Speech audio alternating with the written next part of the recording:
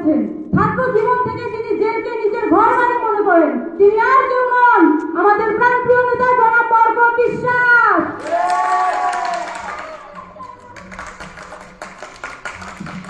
আগামী নির্বাচনে তিনি নেতৃত্ব দিয়ে সামনের থেকে দলকে পিছনের দিকে এগিয়ে নিয়ে যাবেন। তিনি আর কেউ নন, আমাদের প্রিয় ভাই বরকত ভাই। আমাদের অত্যন্ত প্রিয় ভাজন, ব্যাপক ভাজন আস্থা নেতা, যিনি রাতে ঘুমান না, রাজনীতির জন্য যিনি সংসদ জীবন ত্যাগ করেছেন, বারবার বিয়ে করেও তিনি চিরকুমার। তিনি আর কেউ নন, আমাদের প্রাণপ্রিয় নেতা জনাব বরকত বিশ্বাস। এই মুহূর্তে তিনি যেভাবে কাজ করে যাচ্ছেন, যার জন্য আমরা সকলে পাচ্ছি উৎসাহ, উদ্দীপনা, অনুপ্রেরণা। আমাদের বরকত ভাই আমাদের মাঝে এখনই আছে, আমাদের মাঝে এখন তিনি। এত কথা বলো কেন? উপস্থাপক এত কথা বলে না। তুমি তো আমার 5 মিনিট সময় খেয়ে দিলে। হ্যাঁ, এরা আমার চেনে না? এটা কারা? এত অ্যাড্রেস করতে হয়? এই শোনো মন কাট করো, এই কাছে, হ্যাঁ এই কাছে। আপনারা সবাই কেমন আছেন? সংগ্রামী ভাই ও বন্ধুরা, আপনারা জানেন আগামী কিছুদিনের মধ্যে হতে যাচ্ছে জাতীয় সংসদ নির্বাচন। সেই নির্বাচনকে ঘিরে আজকে আমাদের এই জনসভা। আপনারা জানেন এ দেশের পুরনো গণতন্ত্রকে আমরা ফিরিয়ে এনেছি।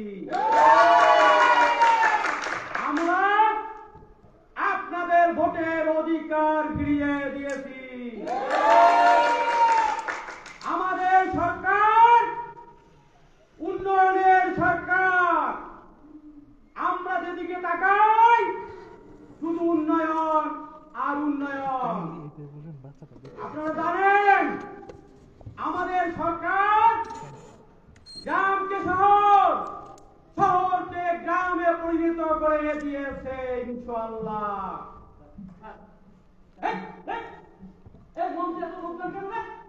তোমরা কি চেহারা দেখার জন্য মঞ্চে আসো নাকি?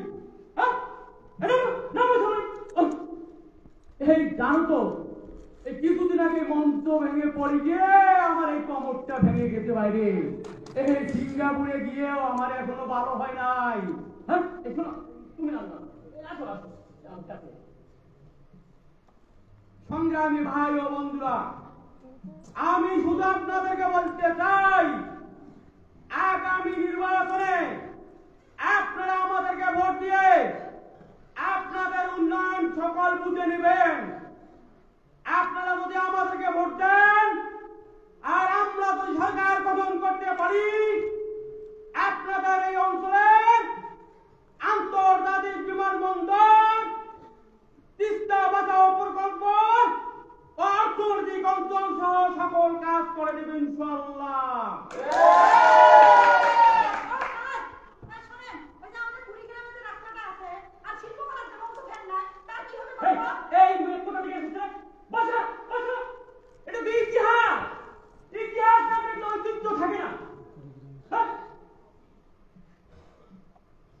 আমি নিজে 22 বছর থেকে তাহাজ্জুদ নামাজ আদায় করি। আমি দিনে 70 থেকে 80 রাকাত নফল নামাজ আদায় করি। কখনো ভোট ডাকাতি করি নাই। জনগণের ম্যান্ডেট নিয়ে সরকার গঠন করেছি। সংগ্রামী ভাই ও বন্ধুরা, আমি শুধু আপনাদেরকে বলতে চাই আগামী নির্বাচনে আবারও আমাদেরকে ভোট দিয়ে জয়যুক্ত করবেন এবং এই দেশের উন্নয়ন করবেন। আপনাদের সকল উন্নয়ন বুঝে নেবেন।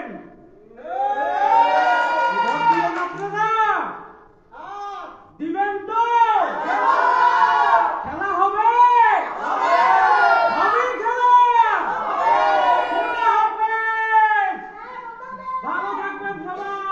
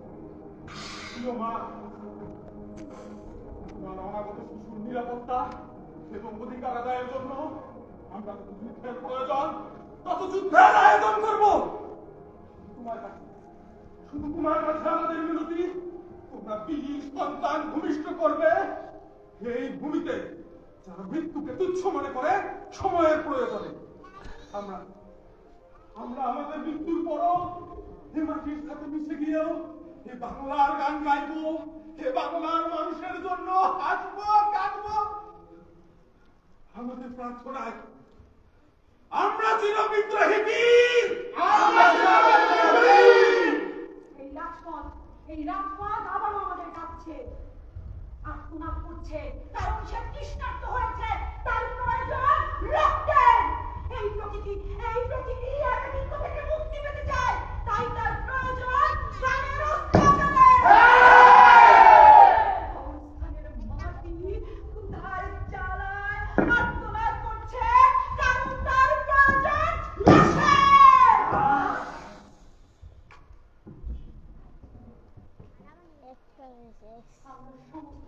সাথে পরিপূর্ণ করতে চাই। এই উৎসব জনতা, এখন যৌবনগার মিছিলে যাওয়া তার শ্রেষ্ঠ সময়। এখন যৌবনগার যুদ্ধে যাওয়া তার শ্রেষ্ঠ সময়। মিছিলের সব হাত কণ্ঠ পায় এক নয়, সেখানে সংসারী থাকে, সংসারে বিরাগী থাকে। কেউ আসে রাজপথে সাজাতে সংসার, কেউ বা চালিয়ে চালাতে সংসার। শান্তির যারা তারাও যুদ্ধে আসে, অবশ্য আসতে হয় মাঝে মধ্যে অস্তিত্বের প্রকার হওয়া উৎপন্নে। বড় বড় প্রেম আছে, প্রেমিককে খুলে হতে হয়। যদি কেউ ভালোবেসে খুনি হতে চান তবে তাই হয়ে যান। উৎকৃষ্ট সময় কিন্তু আজ বয়ে যায়। এখন যৌবনগার মিছিলে যাওয়া তার শ্রেষ্ঠ সময়। এখন যৌবনগার যুদ্ধে যাওয়া তার শ্রেষ্ঠ সময়।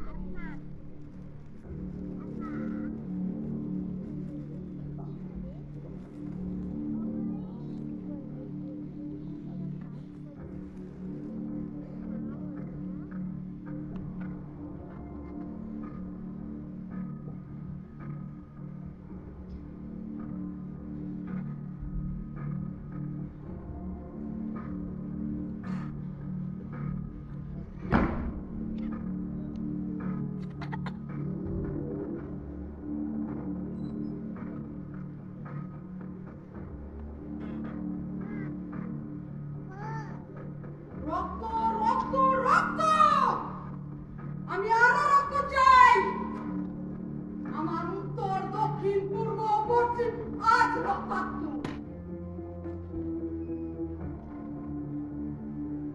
আমি গরম রক্ত পান করতে চাই আমার চায়ের পেয়ালায়।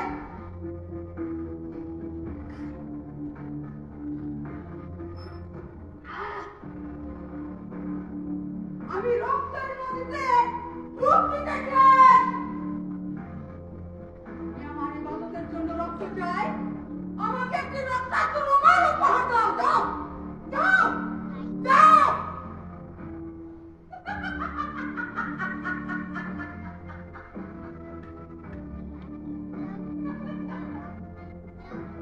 আমার কপালের একটি টিপের জন্য এক ফোঁটা গাঢ় রক্তের প্রয়োজন চাই।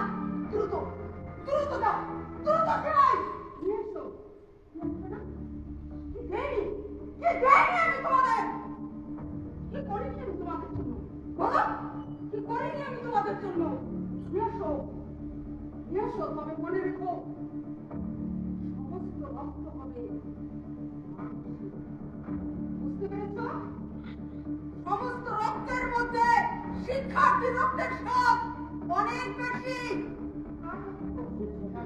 কার রক্ত? বুঝতে পেরেছ তাহলে? শিক্ষার্থী রক্তে আমি দারুণ উপভোগ করি। দারুণ। একটু হবে না। আরো চাই, আরো চাই, আরো চাই।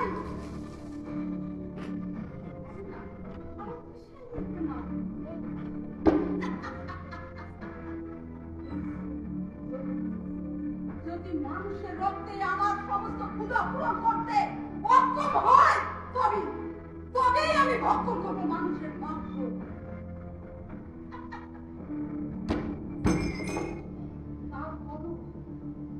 তারপরও যদি আমার ক্ষুধা থাকে পুরো দেশ আমি খাবো।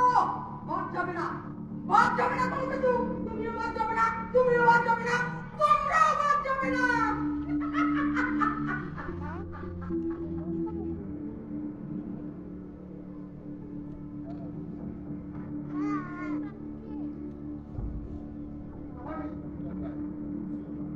আমি আবার নইবার নই, শুধু রক্তের প্রয়োজনে, রক্তের প্রয়োজনে।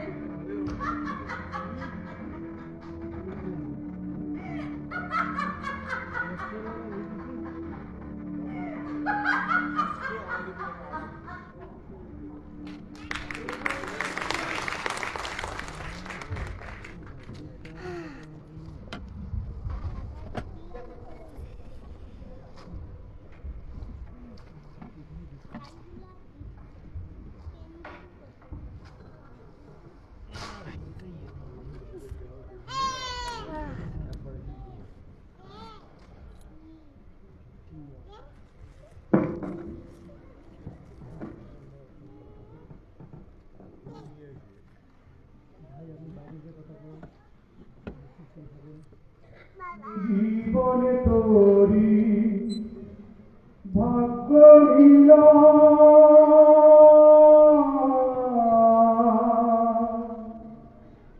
এমনি করে চলে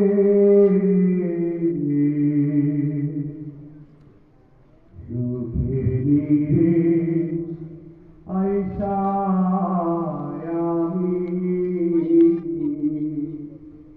ভাগ্য তালাশ করি।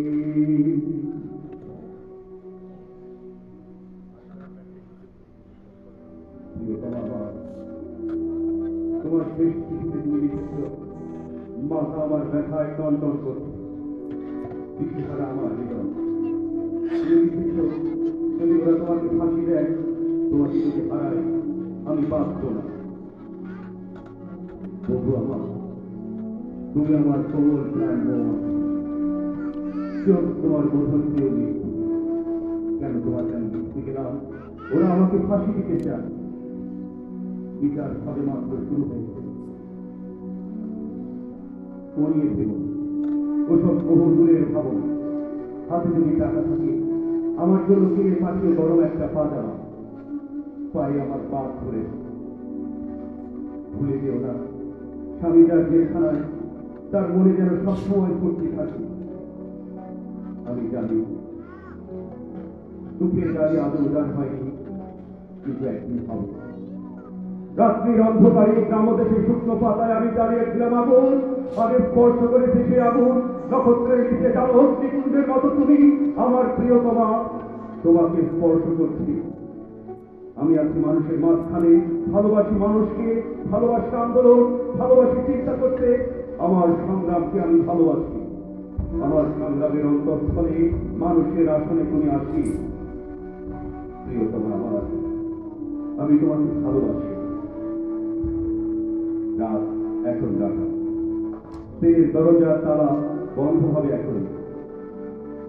এবার জেলখানায় একটু বেশি দিন কাছে, মাত্র 10টা বছর। আমাদের ছেলেটা বিছানায় শয্যা করে, বাচ্চার জেলখানা। তোমার ভারাক্রান্ত মাথাটা ক্লান্ত হাতের উপর এলাম আমরা, আর আমাদের এই পৃথিবী একই সুযোগ নিয়ে দাঁড়িয়ে। এই সমুদ্র সব থেকে সুন্দর, তা আজও আমরা সব থেকে সুন্দর শিশু আজও বেড়ে ওঠে। আমাদের সব থেকে সুন্দর দিনগুলো আজও আমরা পাইনি। মধুরতম যে কথা আমি বলতে চাই, সে কথা আজও আমি বলিনি। আমি জেলে যাওয়ার পর সূর্যকে খুলে খুলে 10 বার প্রদক্ষিণ করেছে পৃথিবী, আর আমি বারংবার সেই এক কথা বলছি, জেলখানায় কাটানো 10টা বছরে যা লিখেছি সব তাদের জন্য, যারা মাটির পিঁপড়ের মতো, সমুদ্রের মাছের মতো, আকাশের পাখির মতো অবনর, যারা বীর, যারা নিরক্ষর, যারা শিক্ষিত, যারা শিশুর মতো সরল, যারা ধ্বংস করে, যারা সৃষ্টি করে এবং তাদের জীবন কথা রূপনামার গানে। আর যা কিছু ভালো আমার প্রেমের কথা কথা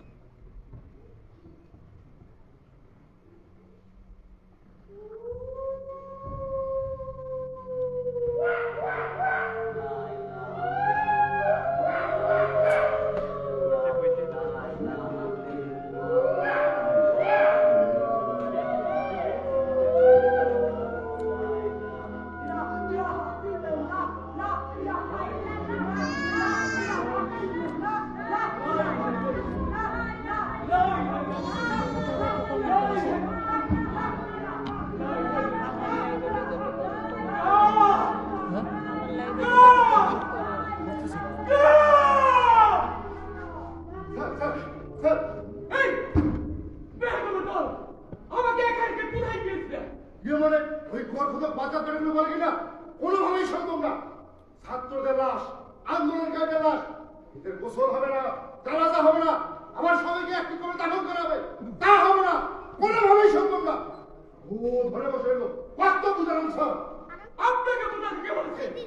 মোতাবাদ দায়িত্ব আপনার না, আপনার কাজ আদেশ পালন করা। বুঝতে পেরেছেন? জি স্যার। বিপুল পতাকার আপনি চোখ লাল কেন? সারাক্ষণ কি গাঁজা খান? না স্যার, আন্দোলনের শুরু থেকে ঘুম, গোসল এমন ঠিক মতো খাওয়া নেই স্যার। খেয়ে আর কি হবে? জীবন অনেক খেয়েছে, কিছুই তো বাকি রাখেননি। কে স্যার? আপনারা আর ঘন্টা খানেকের মধ্যে আকাশ বর্ষা হবে, আদান করবে, তার মুছে যায় যাবে। লাভগুলোকে তত দ্রুত সম্ভব না খেলেই কিন্তু দিতে পারো। কে স্যার? কোনদিন নয়, উঠে দাঁড়াতে না পারে 10, 15, 20, 25 রক্ত দিতে দাও, উঠে ফেলো। কোনদিন নয়, মিছিল করতে না পারে, স্লোগান তুলতে না পারে, তাকে তোমরা ভুলে যায় সারা জীবনের জন্য। বুঝতে পেরেছেন? Yes, sir.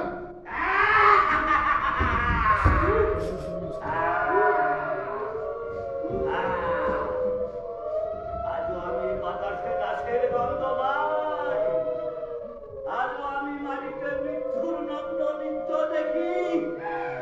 বাতাসে লাশের গন্ধ হাসে, মাটিতে লেগে আছে রক্তের দাগ, রক্তের দাগ।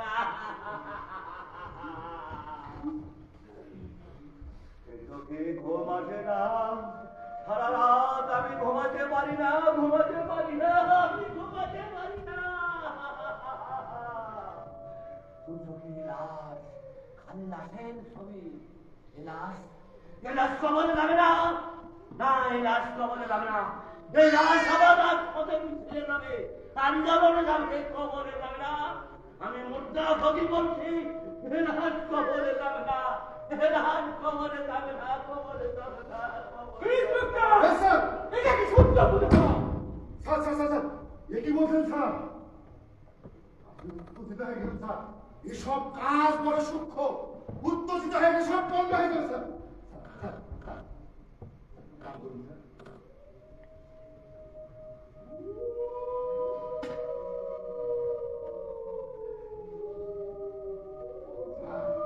পরে এটা শেষ দিল যান।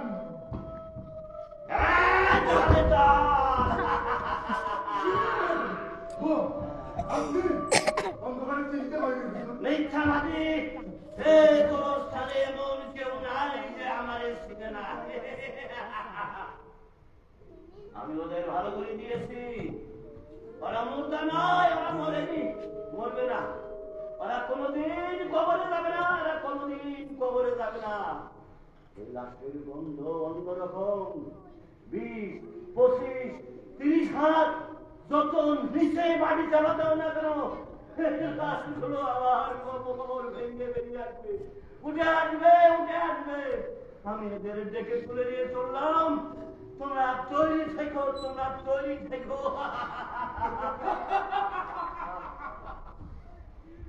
উদাকার আমার একদিন দাবি এসেছে, ওর কথায় লাভগুলো নাকি আমার চিন্তা হয়ে উঠে দাঁড়াবে। স্যার, শুনেছি ওই মুর্দাপুরি অনেক কিছু জানে স্যার। তোমরা দেখো,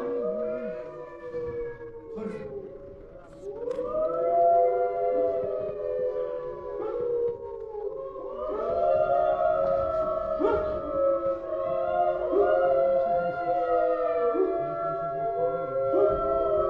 ভয় পাবেন না স্যার, ভয় পেলে সব গেল স্যার। স্যার, আমি একটু দোয়ালেন আপনাকে বলবো। চুপ করো। Sorry sir. কে? স্যার, সেই লাশটা, কোন রাস্তা? স্যার বললেন খাওয়া। ও, ওরা কি চায়? তোমরা কি চাও? চুপ করো না, দেখে বাচ্চারা, চুপ।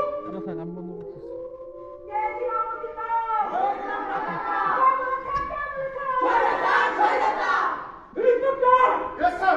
আপনি ভয় পাবেন না, আমি আপনার পিছনে আছি, পিস্তল আমার নষ্ট আছে। খবরদার স্যার, এমন কাজ করবেন না স্যার,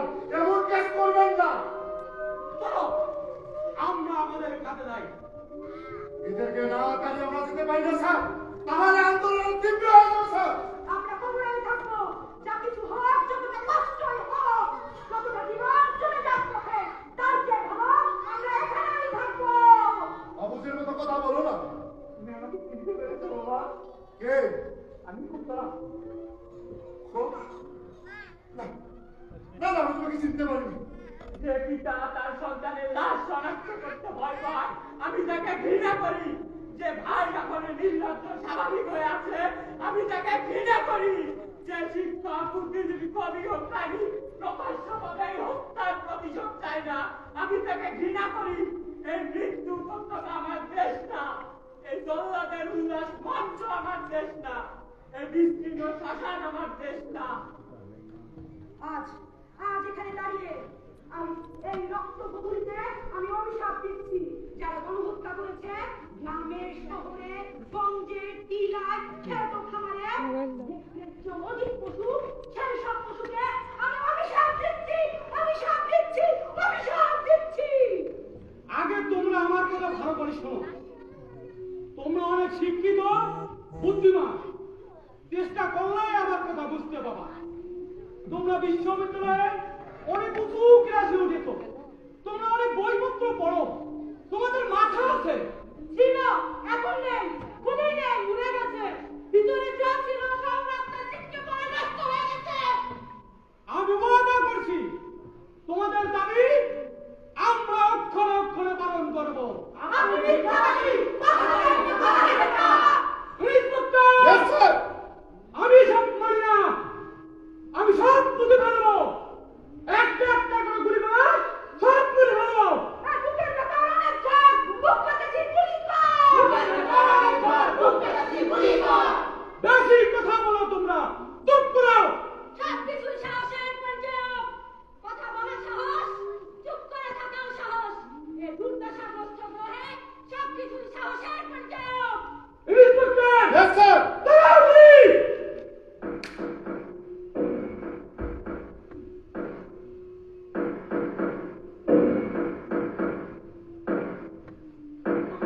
যখনই গুলি করো না কেন, আমরা বারবার জীবন্ত হয়ে ফিরে আসবো এই বাংলায়। স্যার, গুলি করে একটা, আহত হয় একটা, মরে একটা, বাকিগুলো যায় না স্যার। এটাই সবচেয়ে ভয়ঙ্কর আর দুশ্চিন্তার বিষয় স্যার। লাশের ভেতর জীবন দে, নইলে গতি ছাইড়া দে। স্যার, একটা মানুষ মারতে কয়টা গুলি লাগে স্যার? সব কিন্তু শেষ করলাম স্যার। আজকে আগুনে আমরা কিন্তু নির্মূল হব। থাক, থাক, থাক, গাড়িতে উঠে শুনে আপনাদের জন্য অপেক্ষা করছে। তাড়াতাড়ি আসুন, জনগণের দিকে আসতেছে। আমি যাই না তো স্যার, আমি যাই না তো স্যার, আমি যাই না তো স্যার।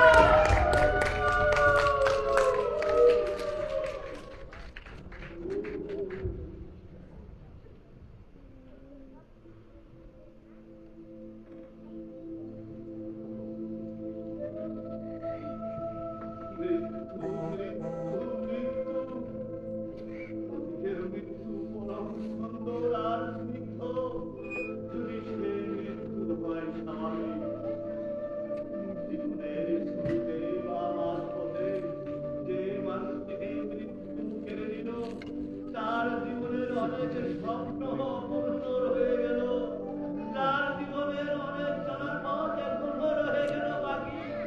সে মৃত্যু আমি চাই না, সে মৃত্যু আমি চাই না, সে মৃত্যু অনাকাঙ্ক্ষিত অকৃষ্ট। পৃথিবীতে মৃত্যু সকল জীবের জন্য একটি পরম আশীর্বাদ, আশীর্বাদ খুব প্রয়োজনীয়। মৃত্যু খুব প্রয়োজনীয়।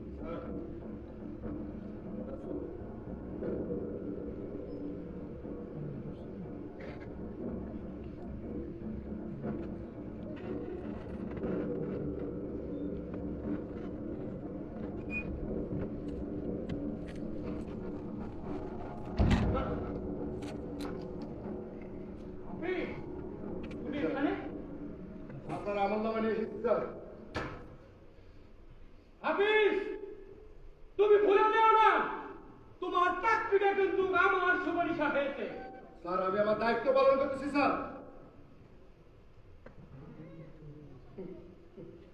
স্যার দেখেছেন, সামান্য একটা বিস্কুটের লোভ শোনাতে পারে না, এদের যদি দেশের কোনো গুরুত্বপূর্ণ দায়িত্ব দেওয়া যায় পুরো দেশটাকে খেয়ে ফেলবে। ঠিক আপনার মতো স্যার। এই যাও এখান থেকে, বাইরে আসো। আঙ্কেল স্যার, স্যার আপনার কি খুব কষ্ট হচ্ছে স্যার? কি স্যার আপনার কি খুব কষ্ট হচ্ছে? আপনার কষ্ট আমারও কষ্ট হয় স্যার, কিন্তু কিছু করার নেই স্যার। আপনার কষ্টে জনগণের মুখে হাসি পড়েছে স্যার। ইন্সপেক্টর বলেন আপনি কি বলতে যাচ্ছেন? কি বলতে চাচ্ছি স্যার, ব্যাপারটা খুব সহজ স্যার। ক্ষমতায় এসে ভেবেছিলেন সারা জীবন ক্ষমতায় থাকবেন। আপনার একটি কথাই বলতো, কোর্ট থানা, কত দোষীরা পেয়েছে শাস্তি, কত দোষীরা পেয়েছে মুক্তি। দেখেন স্যার, ভাগ্যের কি নির্মম পরিহাস আর সেই স্থানে আপনি স্যার। ইন্সপেক্টর দোহাই আপনার, আমার একটা মুক্তির ব্যবস্থা করুন। ইন্সপেক্টর দোহাই আপনার। মুক্তি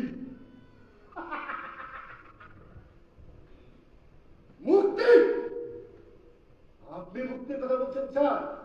আপনার কাছে তো অনেকে মুক্তি চেয়েছিল স্যার।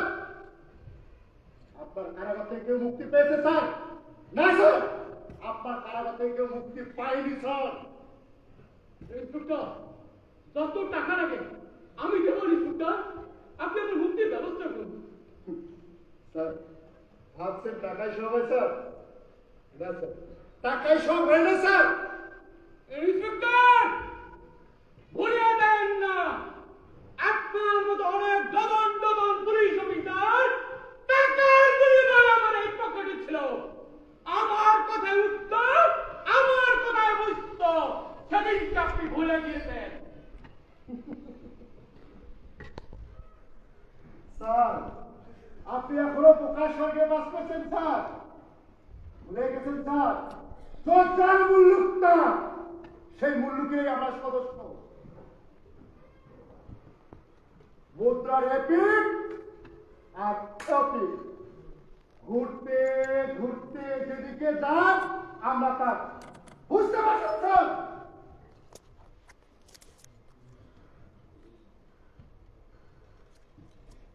মানুষ কখনো বাঁচেনি নিজের মতো করে এই পৃথিবীতে। এই পৃথিবীতে মানুষই একমাত্র প্রাণী যারা অভিনয় করে। মানুষ ছাড়া অন্য কোনো প্রাণী কি অভিনয় করে? না, করে না। পাখিরা অভিনয় করে না, তবুও তারা বেঁচে থাকে। মাছেরা অভিনয় করে না, তবুও তারা বেঁচে থাকে। নিবিড় অরণ্যের ভেতর যে প্রজাপতি খেলা করে, তারা অভিনয় করে না, তবুও তারা বেঁচে থাকে। কিন্তু মানুষ বাঁচেনি অভিনয় ছাড়া। জন্ম থেকে মৃত্যু পর্যন্ত মানুষ অভিনয় করে গেছে। মানুষ অভিনয় না করলে ছিটকে পড়ে সমাজ থেকে, মানুষের বলয় থেকে, চারিদিকে পৃথিবীর মানুষ থেকে বেঁচে থাকা তার জন্য কঠিন হয়ে যায়। বেঁচে থাকার তাগিদে প্রত্যেকটা পদে পদে, প্রত্যেকটা স্তরে স্তরে মানুষকে অভিনয় করে